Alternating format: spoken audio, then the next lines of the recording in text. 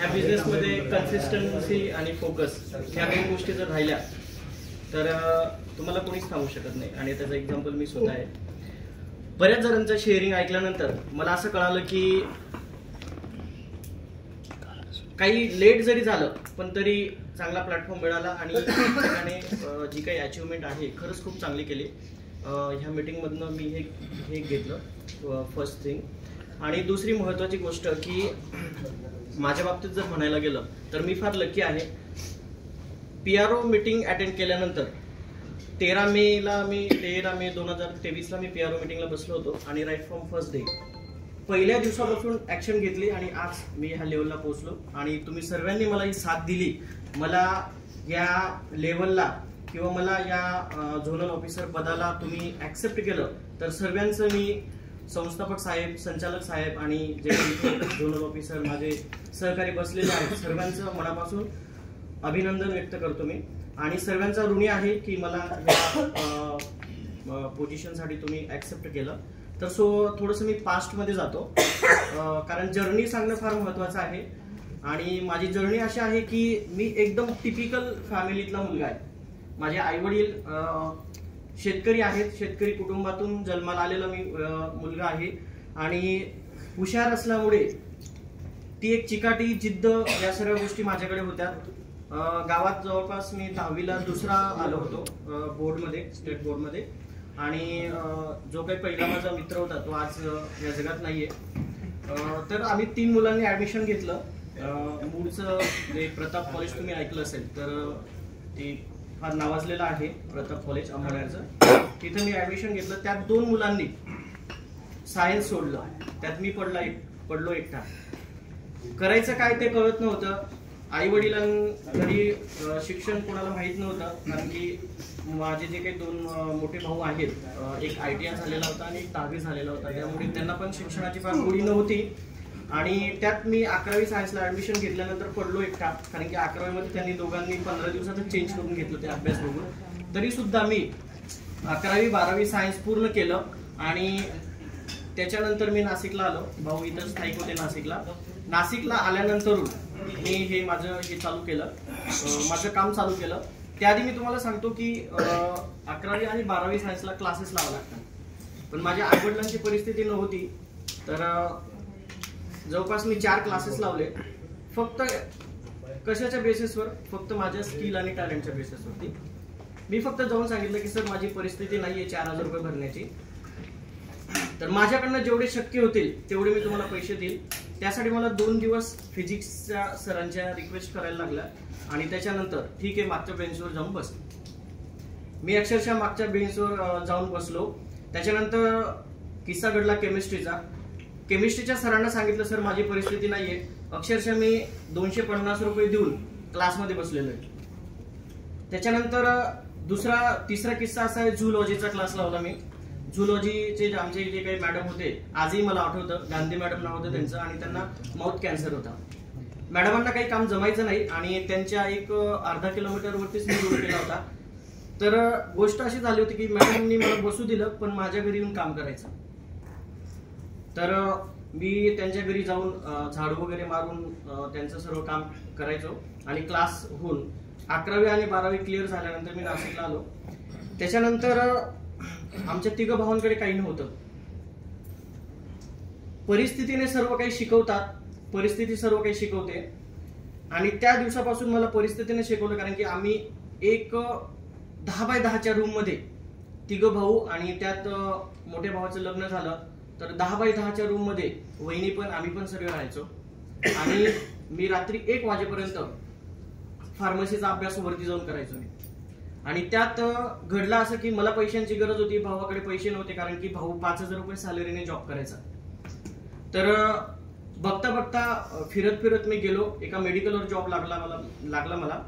त्याच्यानंतर त्या जॉब मधूनच मी सर्व माझं शिक्षण हे केलं, फार्मसी माझं पूर्ण फार्मसी केलं. त्यातनं जॉब मधूनच बघता बघता टॅलेंट एवढं वाढत गेलं की रात्रंदिवस तिथे जॉब करत असताना त्यांनीच माझा सर्व पूर्ण खर्च केला.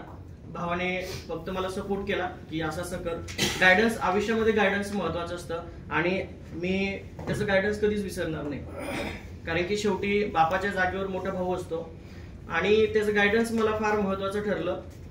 तर बघता बघता माझं फार्मसी झालं. फार्मसी झाल्यानंतर मी तरी शांतने बसलो. अगदी फार्मसीचा पेपर दिल्यानंतर कोण म्हणतं की जॉब नाही मार्केटमध्ये. दुसऱ्या दिवशी मी जॉबला लागलो. गाडी नव्हती माझ्याकडे. त्यांना सांगितलं ज्यांच्याकडे मी जॉब करत होतो की सर असं आहे, तर मला गाडीशिवाय चालणार नाही कारण की मार्केटिंगचा जॉब असल्यामुळे. त्यांनी लगेच मला 25,000 रुपये दिले. मी शाईन गाडी घेतली आणि माझा प्रवास चालू केला. बघता बघता मी जॉबही करत होतो आणि मेडिकलही करत होतो. दिवसा हा जॉब करायचा आणि पार्ट टाइम मध्ये मेडिकल जॉब करायचा. तर त्यातनंच मी माझं बीएससी पण केलं, फार्मसी पण केलं, DMLT पण केलं. सर्व मी मिळवलं. मला व्हायचं होतं डॉक्टर. मग माझं फार्मसी झाल्यानंतर म्हटलं डॉक्टर हे करूया. तर मी BHMS ला ऍडमिशन घ्यायला गेलो. पण तेव्हा मला लागत होते 1 लाख रुपये, पण पैसे नव्हते. मग परत निर्णय घेतला की नाही फार्मसीच कंटिन्यू करूया. मग मी माझं डिग्री वगैरे कम्प्लीट झालं. मग त्याच्यानंतर अगदी छान चाललं होतं. तोपर्यंत आमचं एक घरही झालं होतं. भावाने एक घर घेतलं. सर्व व्यवस्थित चालू होतं. मग आता एखाद्या सर्वसामान्य मुलाला जर 30,000 रुपये सॅलरी असेल तर घरच्या व्यक्तींचं काय, लग्न करायचं, सेटल व्हायचं, हे म्हणजे सर्वसामान्य मिडल क्लास फॅमिलीचं हेच ड्रीम राहतं. मग त्याच्यानंतर त्यांनी मला शॉप घेऊन दिला. शॉप म्हणजे मी त्यांना सांगितलं की असं आहे, तर मी एवढ्या दिवसापासून काम करतोय, तर मलाही एक फार्मसी टाकायचं आहे आणि मी त्यासाठी आता लायबल आहे. एवढं टॅलेंट आणि नॉलेज माझ्यामध्ये आहे. मग त्यांनी रेंटने न घेतला माझ्यावर खूप मोठी जबाबदारी देऊन टाकली. 22 लाखाचा शॉप घेऊन दिला मला. म्हणजे त्यातही त्यांनी पैसे नाही दिले, कारण पैसे नव्हतेच, कारण की घरात ऑलरेडी लोन केलं होतं. मग त्यात पण मी सरांकडनं पैसे घेतले, 3 लाख रुपये बाकी लोन केलं. कारण की माझे आई हे स्ट्रॉंग होते, सॅलरी 30,000 रुपये असल्यामुळे तिथे लोन झालं. बघता बघता ती एक माझं ड्रीम कम्प्लीट झालं. आणि 3 वर्षानंतर म्हणजे बरंच मी लोन पण हे केलं. त्याच्यानंतर 2020 मध्ये एवढी मोठी जबाबदारी दिली माझ्यावरती की म्हणजे बघा, एक सर्वसामान्य एक 17-18 वर्षाचा मुलगा जॉब करतोय पहिल्यापासून. त्याच्यानंतर मी 71 लाखाची प्रॉपर्टी घेतली. परत दुसरा शॉप घेतला, एक त्याच्याच वरती फ्लॅट घेतला. तर ते सर्व जर हे पकडलं तर त्याचं टॅक्स वगैरे सर्व हे करून जवळपास ते 71 लाखाला प्रॉपर्टी, म्हणजे खूप मोठी जबाबदारी माझ्यावर दिली. मग ते बघता बघता ती जबाबदारी खूप छान चाललं होतं. मी माझ्या बिझनेस मधून, माझ्या जॉब मधून 1.5 लाख रुपये कमवत पण होतो. पण मी जसं PRO मीटिंगला शेअरिंग केलेलं आहे, आजही मला तो दिवस आठवतो आणि मी काय बोललोय ते सुद्धा मला आठवतं. तर मी त्यावेळेस म्हटलं होतं की माणसाला आयुष्यामध्ये सर्व काही मिळतं, पण जर एक गोष्ट नसली तर माणूस परिपूर्ण नसतो. तर मला फक्त सॅटिस्फॅक्शन नव्हतं आणि तो वर्डने मला ह्या लेवलपर्यंत पोहोचून दिलं. आणि त्यासाठी मला साथ लाभली सादिक सरांची. कारण की मी आधीही बोललोय की मी मार्केटिंग मध्ये असताना जवळपास 1000 पेक्षा जास्त ट्रेनिंग अटेंड केलेले आहे. पण आजपर्यंत लोकांनी मला फक्त हे शिकवलं की माझ्या कंपनी किंवा ही ज्या कंपनीत तुम्ही ज्या ऑर्गनायझेशन मध्ये काम करताय त्या ऑर्गनायझेशन मध्ये तुमचा रोल काय असेल, तुम्ही किती टार्गेट अचीव्ह केलं पाहिजे, किती करायला पाहिजे, ह्या गोष्टी सर्व शिकवल्या. पण तुमचा इन्कम काय होईल ह्या गोष्टीवर ते बोलायचेच नाही कधी. म्हणजे एक कंपनी मोठी कशी होईल आणि त्यात तुमचं कॉन्ट्रीब्युशन काय राहील हे फक्त त्यांनी शिकवलं. बिझनेस कधी शिकवलाच नाही. पण मग मी फार्मसीमध्ये असताना मला बिझनेसचा थोडासा नॉलेज होतं आणि माझाही बिझनेस मी टाकला होता, त्याच्यामुळे माझं चांगलं होतं. मग त्याच्यानंतर मी ट्रेनिंग अटेंड केल्यानंतर जेव्हा मी आयुष्याचे यशस्वी जीवनाचे 6 स्तंभ ऐकले, त्याच्यानंतर मला कळालं की मी आता झिरो आहे, माझ्याकडे काहीच नाहीये. जे काही मी करतोय ही माझी फक्त प्रायोरिटीज होत्या, मला फ्रीडम कधी नव्हताच. मग फ्रीडमसाठी करायला काय पाहिजे, मी सकाळी पण शेअरिंग करताना बोललो की फक्त माझं फार्मसी आणि समर सोशल फाउंडेशन जेव्हा मी इक्वॅलंट केलं त्यावेळेस मला लक्षात आलं की समर सोशल फाउंडेशन मध्ये खूप साऱ्या पॉझिटिव्ह गोष्टी आहेत आणि आपल्या याच्यामध्ये खूप साऱ्या निगेटिव्ह गोष्टी आहेत. त्यात पहिली पॉझिटिव्ह गोष्टी कसे, तर समर्थ सोशल फाउंडेशन वर्ल्ड वाईड आपण काम करू शकतो. आणि माझ्या फार्मसीमध्ये मी फक्त माझ्या एरिया पुरता, माझ्या त्या तेवढा जो काही विभाग आहे तेवढा पुरता मर्यादित आणि नाशिक पुरता एवढाच मी हे राहील. मग जर हे करायला बसलो तर मी कधी माझं ते 15 वर्ष 20 वर्षाचं लोन फेडायचं. मग त्यात मी निर्णय घेतला की एवढे 1.5 लाख रुपये कमवत असताना सुद्धा मी हा निर्णय घेतला की मला ह्याच्यामध्ये काम करायचंय. बरं, मनाने ऍक्सेप्ट केलं, काम करायचंय.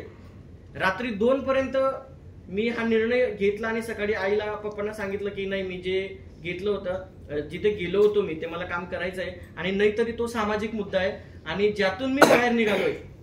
का मी सकाळी म्हटलं की एक रिसर्च अँड डेव्हलपमेंट मध्ये ज्यांनी काम केलेलं असतं त्यांना एक किडा असतो, तर मी ते पूर्ण म्हणजे तुम्ही बिलीव्ह नाही करणार, मी पूर्ण गुगल चालून टाकलं होतं. एक एक कंटेंट आजही मला तो दिवस आठवतो, आजही मी ते लिहिलेलं आहे, माझ्या मोबाईलमध्ये आहे. आजही तो दिवस मला आठवतो. मी एक एक कंटेंट वाचून त्याचा अभ्यास केला आणि त्याच्यानंतर निर्णय घेतला की मला पूर्ण काम करायचंय. बरं, निर्णय तर घेतला पण आपल्याकडे पैसे नाहीयेत. परत प्रॉब्लेम आर्थिक याच्यावरती झाला. मग करायचं काय? मग त्यात परत डोकं लावलं मी की आपण एक करू शकतो. आपण जे काही क्रेडिट कार्ड वापरतो, मी HDFC चं क्रेडिट कार्ड वापरत होतो आणि माझी पहिल्यापासून सवय आहे की जे काही मी म्हणजे 2-5 हजार रुपये जे काही झालंय तर ते लगेच भरायचं. मग त्याच्यामुळे माझा सिबिल रेकॉर्ड चांगला आहे पहिल्यापासूनच. मग क्रेडिट कार्ड मी 50,000चं मारलं, दुसऱ्या दिवशी प्रशांत सरांना ट्रान्सफर केले 50,000 रुपये. तर गोष्ट अशी होती की स्किल आणि नॉलेज असल्यामुळे 18 दिवसामध्ये माझे म्हणजे पहिल्या 14 दिवसामध्ये 50 प्रोडक्ट तर गेले, 50 प्रोडक्ट तर गेले, पण 18 दिवसामध्ये जवळपास मी 70-80 प्रोडक्ट सेल केले. ह्यातनं कळलं काय, जर मी 18 दिवसातून 40-50 हजार रुपये कमवू शकतो तर मी यातनं किती अर्निंग करू शकतो, एक अंदाज आला मला. ह्यातनं किती अर्निंग करू शकतो. मग त्या दिवसापासून मी ठरवलं की आता थांबायचं नाही. म्हणजे पहिल्या दिवसच मला लकी ठरला. पहिल्या दिवसापासूनच मी पडायला लागलो आणि आज ह्या लेवलला पोहोचलो. तर बघता बघता बघता बघता जे काही माझं स्वप्न होतं की मला डॉक्टर व्हायचं होतं किंवा मला ऍडमिशन, आज माझ्याकडे 25 डॉक्टर काम करतायत. मी डॉक्टरांना सांगतो सर असं नाही हे करा, असं नाही ते करा, ही पोझिशन असेल तर तुम्ही असं घेतलं पाहिजे, हे असेल तर असं केलं पाहिजे. मी त्यांना सांगतो की सर ही कमतरता असेल तर तुम्ही असं केलं पाहिजे, हे केलं तर तसं केलं पाहिजे. मला एवढा अभिमान वाटायला लागला की नाही यार आता कळतंय का, अच्छा डॉक्टर असा असतो काय. म्हणजे वाईट नाहीयेत ते, डॉक्टर वाईट नाहीयेत, पण एक सांगायचा मुद्दा की माझ्या टीम मध्ये 25 डॉक्टर काम करतायत आणि त्या सर्व डॉक्टरांना मी सांगतोय की सर रिझल्ट आला नाही तर असं करा. का तर त्याच्या मागचं रिसर्च मी याआधी मीटिंग मध्ये पण बोललो होतो की जर कोणाला रिझल्ट आला नसेल तर मला बिंदास कॉल करा तुम्ही. का तर ह्याच्या मागे फार मोठं सायन्स आहे. बघा, देवाने तुम्हाला बॉडी दिली ना, अनेक पॅरामीटर्स आहेत त्याच्यामध्ये, अनेक पॅरामीटर्स आहेत आणि जर तुम्ही त्या पॅरामीटर्सला फुलफिल ठेवलं तरच तुम्हाला रिझल्ट येऊ शकतो. संस्थेचे प्रोडक्ट, संस्था ह्याच्यामध्ये दोष नाहीये. मी तुम्हाला सांगतो 0.000% जरी पकडलं तरी संस्थे आणि संस्थेच्या प्रोडक्ट मध्ये दोष नाहीत. कारण की मी स्वतः बघितलेलं आहे. जर मला 8 दिवसामध्ये एवढा रिझल्ट येऊ शकतो, माझी म्हणजे हे ट्रेस आणि हे सर्व लाईफस्टाईल मी जे आधी तुम्हाला सांगितलं त्यात मला शुगर डिटेक्ट झाली म्हणूनच मी या प्लॅटफॉर्मला आलो आणि मी खरंच देवाच्या धन्यवाद करतो की मला दिलं म्हणून हे मला सर्व मिळालं. तर मी कधी मानतच नाही की मला शुगर आहे आणि ते तर मी 3 महिन्यातच पूर्ण नील केली. आताही माझं तुम्ही HbA1c चेक केला तर तो 5.5-6 म्हणजे 5.5-6 आहे. ते ठरवलं की अनेक लोकांना माझ्यामधून म्हणजे जवळपास 10,000 पेक्षा जास्त प्रोडक्ट सेल केलेले आहेत. आता जर माझं अर्निंग बघितलं तर 2 ते 2.5 लाखामध्ये अर्निंग आहे माझं. म्हणजे विचार करण्यासारखी गोष्ट आहे.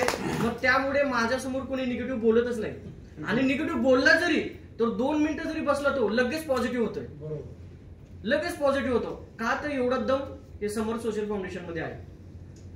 आणि हे बघता बघता बघता बघता मग मी एक जे मी लोन घेतले तर मी जवळपास 50 लाखाचे लोन घेतले होते. मग त्यात मी काय केलं, आता मागच्या महिन्यामध्ये जर अचिव्हमेंट सांगायला गेलं आणि त्याच्या आधी जर मी तुम्हाला सांगायला गेलं तर अर्निंग तर चालत होता आणि त्यात मग मी ते म्हणतात ना थोडासा नानकुडा, मग आता एवढे डॉक्टर्स आहे, हॉस्पिटल पण पाहिजे आपल्याला, सगळ्या गोष्टी, तो मागचा म्हणजे तो मुद्दा फार महत्वाचा होता. पण ते कसं असतं ना, एखाद्या व्यक्तीचे चांगले विचार असले ना त्याला कोणी ऍक्सेप्ट नाही करत, वाईट विचार असले ना लगेच ऍक्सेप्ट करतात. मग त्यात घडायला काय लागलं की मी त्यांना पुढे पुढे करायला लागलो. मग ते जरा वाईट मार्गाने चालले गेले आणि वाईट मार्गाने गेले तर गेले. म्हणतात काय तर समर्थ सोशल फाउंडेशन तिकडे चुलीत घाल. अरे ज्या फाउंडेशनने तुम्हाला सर्व काही दिलेलं आहे, ज्या फाउंडेशन मध्ये मी काम करतोय, जे माझ्यामुळे तुम्ही आलेले आहेत आणि तुम्ही असं म्हणताय म्हणजे किती मोठी लाजिरवाणी गोष्ट आहे. आणि तुम्हाला सर्वांना माहित असेल कदाचित 6,000 एकर मध्ये माझं हॉस्पिटल होतं. 6 एकर 6 एकर मध्ये माझं हॉस्पिटल टाकलं होतं. पण मी एका शब्दाने, कारण की ते रॉंग वेने चालले होते, त्यांना म्हटलं की मला आता यातनं रिमूव्ह व्हायचंय, तुम्हीच सांभाळा ते हॉस्पिटल. 1 जून 2024ला मी प्रशांत सरांशी परत बोललो की सर आता थांबायचं नाही, मला असं करायचंय, कारण की ते थोडं वाईट याला चालले. काही कसं असतं माहितीये का, व्हायला काय लागलं होतं, त्या 3 महिन्याच्या कालावधीमध्ये असं व्हायला लागलं होतं की मी जेव्हा कॅबिनला बसायचो तेव्हा पेशंटपेक्षा काउन्सिलिंग वाले लोक जास्त यायचे. मग ते काउन्सिलिंग करता करता माझा सेल्फ इन्कम राहून जायचा आणि तिथून माझं घरापासून जे काही अंतर होतं ते जवळपास अर्धा ते पाऊण तासाचं होतं, कारण की मला 28 किलोमीटर माझ्या घरापासून होतं. म्हटलं आपण एकच हे केलं पाहिजे, जे काही आपली संकल्पना आहे ते बघू आपण नंतर, पहिले तर आपल्याला हे काम करणं गरजेचं आहे. कंटिन्यू केलं का बंद केलं? ते कंटिन्यू आहे. आजही मी पेशंट पाठवतो तिथं, म्हणजे तिथे काही प्रॉब्लेम नाहीच आहे, आजही मी पेशंट पाठवू शकतो. पण कसं असतं, एक बघा एखाद्या व्यक्तीने गायडन्स केलेलं आहे, मग त्याच्या अंडर जर सर्व राहिलं, कारण की मॅनेजमेंट मी बघायचो आणि माझ्या सांगण्याप्रमाणे जसं मी तुम्हाला सांगितलं की 45,000 शुगर पेशंटची फीस ठेवली होती आम्ही, आणि त्यात मी हे सांगणार तुम्हाला की 100% शुगर बरी होणार म्हणजे होणार, कारण की एवढे इन्स्ट्रुमेंट्स वगैरे सर्व आम्ही आणलं होतं. आणि त्यात पण मी व्यसनमुक्ती केंद्र चालू करू दिलं नव्हतं. तिथं 25 बेडचं व्यसनमुक्ती केंद्र होतं. का तर मला आधी पहिले सागर साहेबांकडे पेशंट पाठवायचे होते आणि त्याच्यानंतर ते चालू करायचं होतं. त्यात पण ते घोड झाला.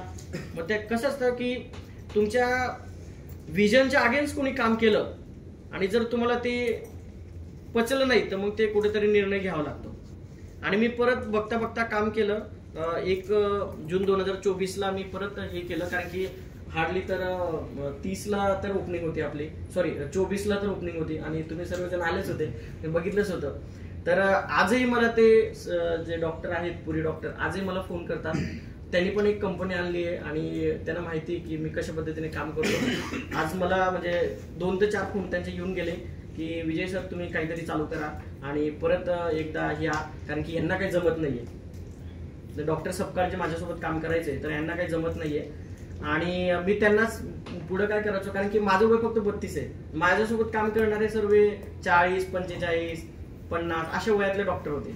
मग मी त्यांच्यासोबत शून्य आहे ना, म्हणजे कसं असतं एक सिनियरिटीचा आपण रिस्पेक्ट केला पाहिजे, मग मी त्यांनाच पुढे करायचो. आणि मी फक्त बॅकफुटलाच राहायचो, मीटिंग चालू करून द्यायचो आणि त्यांना हे करून द्यायचो.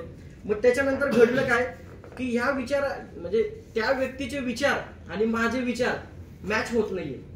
मग करायला काय पाहिजे, तर इथनं आपण बॅक व्हायला पाहिजे. मग त्याच्यातनं मी बॅक झालो आणि जून पासून मी ठरवलं की आता कोणाला एंटरटेन नाही करायचं, आता स्वतःलाच उतरायला पाहिजे. मग मी ग्राउंड लेवलला काम चालू करायचा निर्णय घेतला आणि त्या दिवसापासून मी स्वतः ट्रेनिंग घ्यायला लागलो. तर तुम्हाला ट्रेनिंगचा किस्सा सांगतो मी.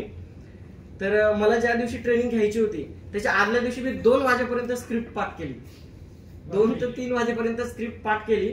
जसं मी आता सुहासरांना म्हटलो की मी म्हणजे मला वेळ मिळेल तेव्हा मी स्क्रिप्ट ऐकत असतो, कारण की तुम्हाला कदाचित आश्चर्य वाटेल, 12 मे पासून 13 मे 2023 पासून तर आतापर्यंत टिल डेट, फक्त आजचे नाही घेतले कारण की आजचं रेकॉर्डिंग घेण्यासारखं काही नव्हतंच, शेअरिंगच होते. आज तर माझ्याकडे सर्व रेकॉर्डिंग आहे A to Z.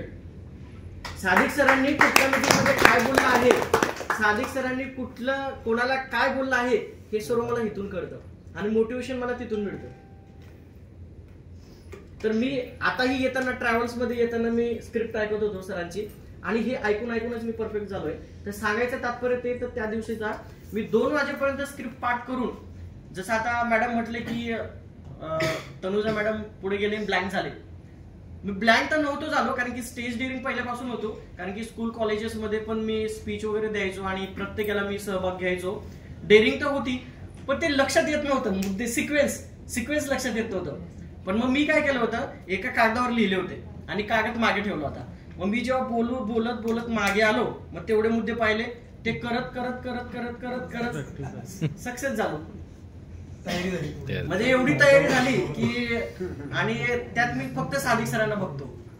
मग आदल्या दिवशी थोडीशी तयारी करायची. मग बघता बघा कसं असतं, सरांना पण आज एवढे वर्ष लागले सर आणि मला कुठलाही अनुभव नाहीये. मला ना नेटवर्क मार्केटिंगचा अनुभव आहे, ना कुठला मार्केटिंगचा अनुभव आहे. मी फक्त माझा फार्माचा अनुभव आहे, मला तोच एक्सपिरियन्स आहे. कारण की माझी राईट फ्रॉम फर्स्ट कंपनी, मी कधी कंपनी चेंज केलीच नाही.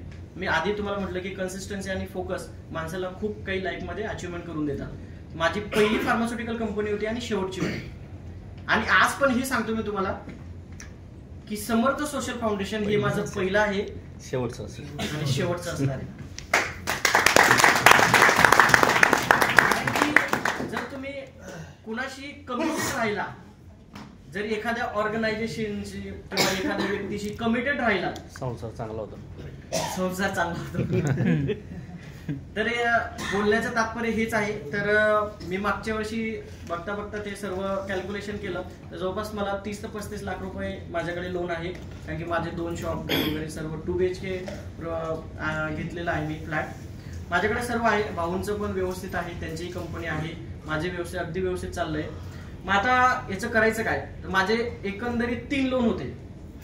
पहिलं लोन होतं 18 लाख, दुसरं लोन आहे 17 लाखाचं आणि तिसरं लोन होतं 8 लाखाचं. असे एकंदरीत मी 45-46 लाख लोन घेतलं होतं.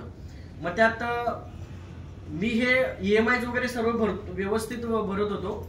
मग मी नोव्हेंबरमध्ये काय केलं की काहीतरी आपल्याला हे करायला पाहिजे, कारण की सर्व पैसा इंटरेस्टमध्ये चाललाय, सर्व पैसा इंटरेस्टमध्ये चाललाय, हातात काही उरत नाही. आणि त्यात समर्थ फाउंडेशन जोडल्यापासून जे जे काही माझे बॅकलॉग होते, मग ते एजन्सीचं असो, मग ते कोणाचं देणं घेणं असो, क्रेडिट कार्डचं बिल असो, काही असो, ते सर्व जायला लागलं ऑटोमॅटिक. आणि माझे लोन्स जे होते ते माझ्या याच्यातून अर्निंग मधून ते जे काही मी बिझनेस करतो त्या अर्निंग मधून जायला लागले.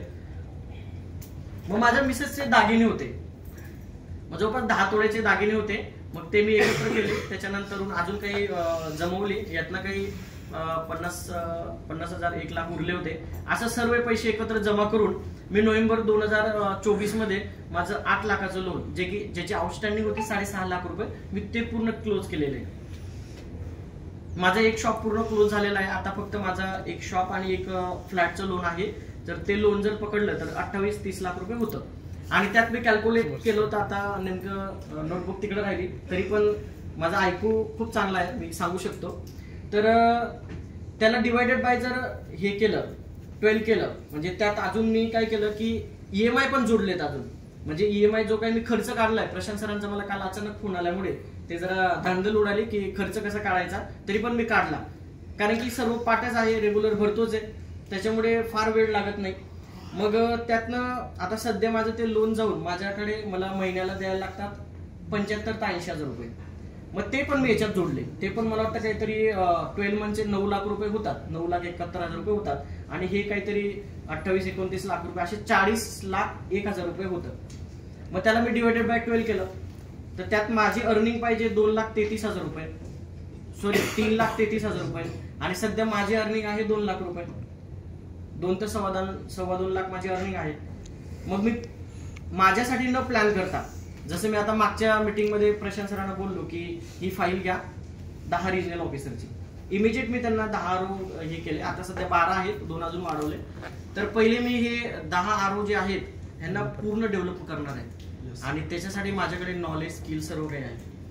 कारण की आता सध्या होतं काय माहितीये का, माझा पूर्ण दिवस फोनमध्येच जातो, दुसरं काही काम होतच नाही. म्हणजे होतं काय, ह्याचा एक कॉल येईल, त्याचा कॉल येईल, मग ते कस्टमरचा येईल, PROचा येईल. आणि PRO आमचे एवढे हुशार आहे, विजय सरांना कॉल करा, ते परफेक्ट माहिती सांगतील. आणि त्यांना माहिती आहे की स्क्रिप्ट सांगितल्यानंतर तो प्रोडक्ट घेईलच, ते सर्व मलाच करायला लागले. मग आता कुठेतरी त्यांना नॉलेज पास ऑन करायला पाहिजे, डुप्लिकेशन व्हायला पाहिजे. मग सरांनी जसं आपली मीटिंग हे केली, सरांनी RO मीटिंग घेतली, त्या मीटिंग मध्ये बोलता बोलता बोलून गेले बघा की तुम्हाला 10 RO करायचे आहेत, इमिजिएट वगैरे, हे असं तसं, त्याचे मीटिंग्स वगैरे घ्यायचे. सरांनी सकाळी पण तो मुद्दा मांडला, माझ्या डोक्यात हा थॉट 8 दिवसापूर्वी आला होता. मग मी आपली 29च्या मीटिंगच्या आधी 1 दिवस आधी माझ्या डोक्यात रात्री थॉट आला की हे आता बनलो तर आहे आपण RO, बरोबर, त्यांना पण बनवलं आहे. आता प्रशांत सर कधी बनवतात बघूया, ते पुढचं पुढे बघूया, पण काहीतरी करायला पाहिजे. मग मी थॉट आला रात्री, विचार करता करता की काहीतरी केलं पाहिजे, कारण की यांना नॉलेज देणं गरजेचं आहे. आणि ते माझ्यापेक्षा सर्व सिनियर आहेत, त्यात सर्व तर म्हणजे मला वाटतं तर 8-9 तर डॉक्टरच आहेत त्याच्यामध्ये. त्याच्यामुळे मग थॉट आला रात्री आणि सकाळी इम्प्लिमेंटेशन केलं मी. आणि मेसेज टाकला ग्रुपला की उद्या आपल्याला मीटिंग घ्यायची. तर 2 ते 5 मध्ये मी मीटिंग घेतली. तर तुम्हाला विश्वास बसणार नाही. ते मीटिंग घेतल्यानंतर फक्त 3 तासाची मीटिंग घेतली मी आरोनची, आणि त्यात सर्वांचं जसं आता आपण हे घेतलं तसं आय डोंट नो की मला ते कसं सुचलं किंवा मला ते कसं माझं लक्षात आलं. मग हे जे माइंड पॉवर आणि या सर्व ज्या गोष्टी आहेत हे समर सोशल फाउंडेशनच्याच आहेत हे मी आजही मानतो आणि याच्या पुढेही मानणार. कारण की सेम मी शेअरिंग घेतली सर्वांची, कुठं कोण चुकतंय, आणि ते ऑडिओ सर्व यांना पाठवलेले आहेत, तुम्ही ते बघू शकतात. तर सर्वांचा ऑडिओ बनवला आणि ते त्या 3 तासाचा इफेक्ट एवढा भारी झाला की सर्व ग्रुपला ऍक्टिव्ह झाले. सर्व ग्रुपला ऍक्टिव्ह झाले आणि येता सुद्धा मी फोन केले 1-2 जणांना, तुम्हाला कधी वेळ आहे, तुम्हाला कधी वेळ आहे. कारण की आमचं कसं होतं काय, सर्वांचा वेळ बघावा लागतो, नुसतं माझा वेळ महत्वाचा नाही. हा ह्या क्लिनिकला प्रॅक्टिस करतोय, हे डॉक्टर त्या हॉस्पिटलला जात आहे, ते डॉक्टर त्या हॉस्पिटलला जात आहे, ते टायमिंग का जमेना. मग ते सर्वांना विचारावं लागतं की ह्या 3 तास तुम्हाला वेळ आहे का, कारण की सर्वे आले तरच घेऊ शकतो. मग आता ते सुद्धा मी आत येता म्हटलं मी येतोय, जरा जाऊन येतो, 2 दिवस बघून येतो. प्रशांत सरांनी आमंत्रण दिलंय, जाऊन तर बघू काय आहे. तर मग म्हटलं शनिवार नाही तर रविवारी आपण घेऊया.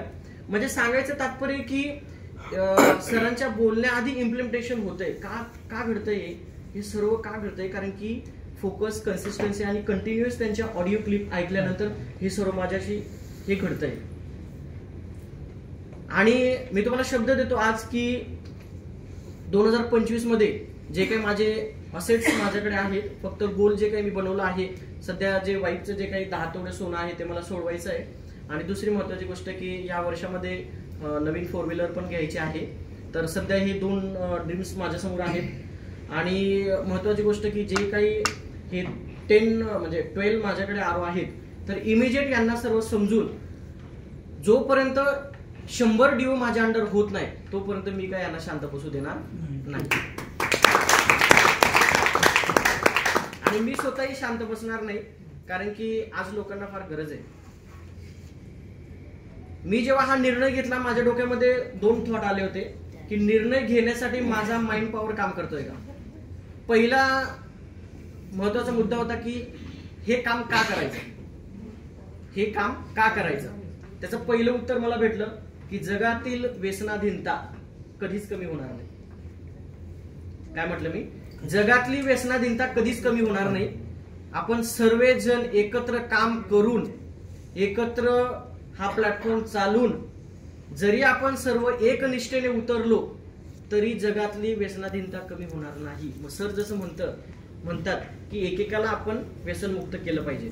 मग आम्ही परवाच्या कार्यक्रमामध्ये पण एकेकालाच व्यसनमुक्त केलं. तर जी ओपनिंग झाली त्याच्यामध्ये 2 लोकांना प्रॉपर व्यसनमुक्त केलं आणि त्याचा व्हिडिओ पण मी सरांना पाठवलेला, ग्रुपला पण पाठवला होता. दुसरं मला प्रश्नाचं उत्तर मिळालं की ह्या जगातून कधी डायबिटीस कमी होणार नाही. काय म्हटलं, या जगातून कधी डायबिटीस कमी होणार नाही. त्या बिकॉज ऑफ रिझन आपण सांगताना फार गोष्टी चुकतो. आपण काय म्हटलो की अँटॉक्स डीटी आहे, पण जर सांगताना आपली गोष्ट चुकली कधी सेल होणार नाही. पण त्याचं रिझन असं आहे, आपण का सांगतो, काय सांगतो, अहो लगेच शुगर जाईल, तुम्ही घेऊन तर बघा. अहो ह्या लोकांचे गेले बघा एवढे व्हिडिओ तेवढे व्हिडिओ, आपण हे सांगतो. पण तो प्रोडक्ट घेतो का, नाही घेत. कारण की डायबिटीस पर्सन हा फार हुशार असतो. त्याला माहिती आहे शुगर कधी जाणारच नाही, त्याला माहिती आहे शुगर कधी जाणारच नाही. हा रॉंग वे माझ्याशी बोलतोय, ह्याचं नॉलेज परफेक्ट नाही. म्हणून मी सांगताना काय सांगतो की सर तुमची शुगर कधी जाणार नाही हे मला पण माहिती आहे. म्हणजे ह्यात मुद्दा हा आला की हा जे माझ्याशी बोलतोय हे एकदम जगातलं युनिव्हर्सल सत्य आहे. या जगातून का डायबिटीस जाणार नाही, कारण की एखाद्या माणसाला जर डायबिटीस झाला, तुमचा पॅनक्रियास बिघडला तर तो कधी रिपेअर होत नाही. फक्त आपण त्याला रिव्हर्सल करू शकतो.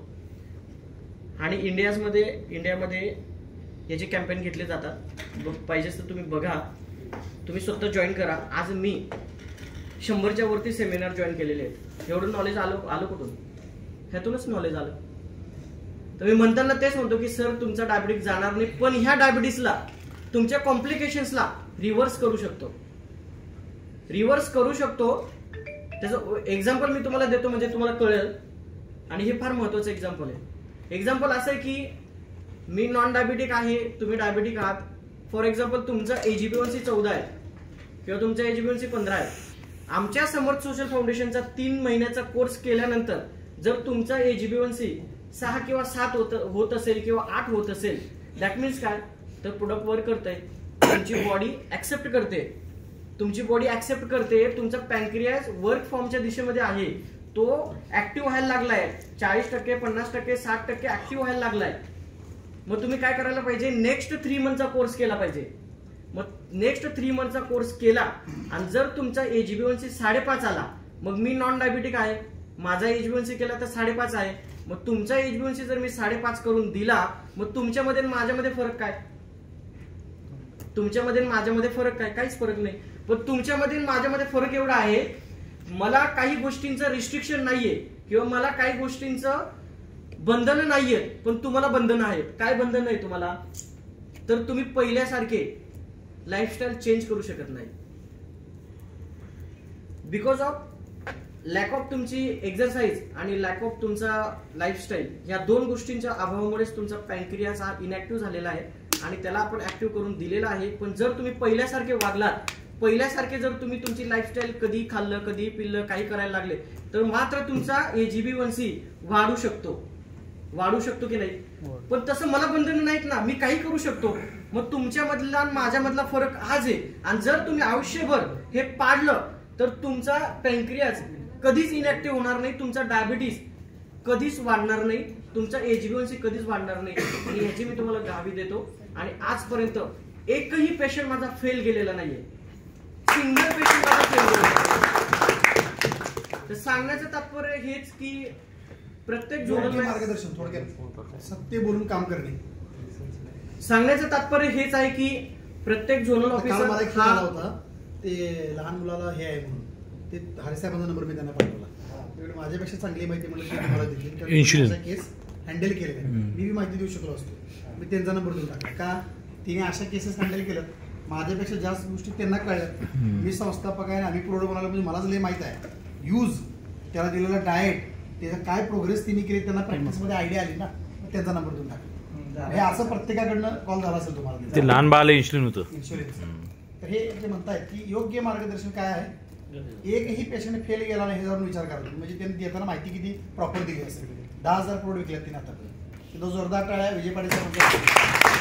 या वर्षाचा गोल आहे की काय आहे, कशा प्रकारची प्रोग्रेस तुमच्याकडे होणार आहे? ह्या वर्षाचा गोल माझं हे की मी जे आधी सांगितलं तुम्हाला की जे काही माझे 12 RO आहेत आता, तर इमिजिएट मी त्यांना 20 बनवणार आहे. 20 का बनवणार आहे त्याचे रिझन आहे, कारण की मी नाही पण बनवू शकले तरी चालेल, मी त्यांच्यावरती काम केलं तरी चालेल. पण काही लोक माझ्या थ्रू पण बसतात. मग जर त्यात डायरेक्ट असेल तर ते ऑटोमॅटिक होणारच आहे, ती गोष्ट होणारच आहे. मग जी गोष्ट होणारच आहे ते बोललेलीच बरी पहिले. मग 20 लोक आरो करणार आहे आणि जवळपास खाली 10 डिओ करणार आहे. आणि मी माझ्या प्रत्येक आरोला शब्द दिला आहे की जोपर्यंत तुमचा 1 लाखात अर्निंग होत नाही तोपर्यंत मी तुम्हाला काही सोडणार नाही, भले तुमच्या ओपीडीतनं उचलून आलेल तुम्हाला. आणि तो शब्द मी बोललो आज. प्रशांत सरांना विचारा तुम्ही, मी त्याच ट्युनिंग मध्ये गोष्ट केली. सर डॉक्टरचाच फोन होता, डॉक्टर दिलीप हाडके म्हणून, सरांसोबत बोललो मी ती गोष्ट.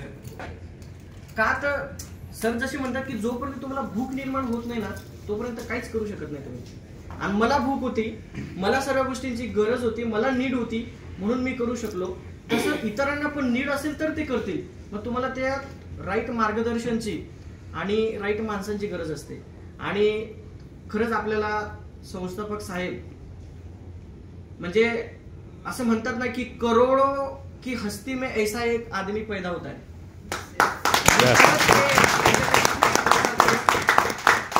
कारण की जो विषयाला त्यांनी हात घातलेला आहे की जगाला व्यसनातून बाहेर काढायचा, हा जो काही संकल्प आहे हा साधा सुद्धा नाहीये. आपण विचार करू शकत नाही, ते विचार करण्याच्या पलीकडे बोलतात, ह्यालाच माइंड पॉवर आणि अध्यात्म म्हणतात. आणि मी 100% त्यांना फॉलो करतो. का करतो, आणि मी त्यांना अजून एक शब्द देतो की ह्या वर्षीचा पुरस्कार सोहळा मी कोल्हापूरला येणारच नाही. मला तो पुरस्कार सोहळा नाशिकमध्येच घ्यायचा आहे. माझ्या माध्यमातून जवळपास 100 लोकांना, कारण की मी ह्या वर्षी निर्णय घेतला की 10 लोकांना मी पुरस्कार देणार माझ्या माध्यमातून. तर मी माझा शब्द पाडला नाही तर तो प्लस केला, म्हणजे 10च्या ऐवजी मी 12 लोकांना दिला. तर ह्यावर मी आधी ज्या दिवशी पुरस्कार दिला त्या दिवशी पण मी बाईटमध्ये म्हटलंय किंवा मी आजही त्यांना म्हणतोय, प्रशांत सरांना म्हणतोय, सरांना म्हणतोय की माझ्या माध्यमातून जवळपास 100 लोकांना जोपर्यंत पुरस्कार होत नाही मी काही शांत बसणार नाही. आणि सरांना, सर्व टीमला, नाशिकला पुरस्कार घेण्यासाठी म्हणजे पुरस्कार सोहळा घेण्यासाठी सर्वांना बोलवणार हे माझं सर्वात मोठं ड्रीम आहे. आम्ही सगळे येतो, काय अडचण नाही. आणि माझं ड्रीम जेव्हा मी घेतो ना, जोपर्यंत कम्प्लीट होत नाही ना, ते मनामध्ये ना असं म्हणजे हे होत. तर जाता जाता एवढंच बोलतो की हे सर्व जे काही बोललेलो आहे त्यासाठी बसतो आता.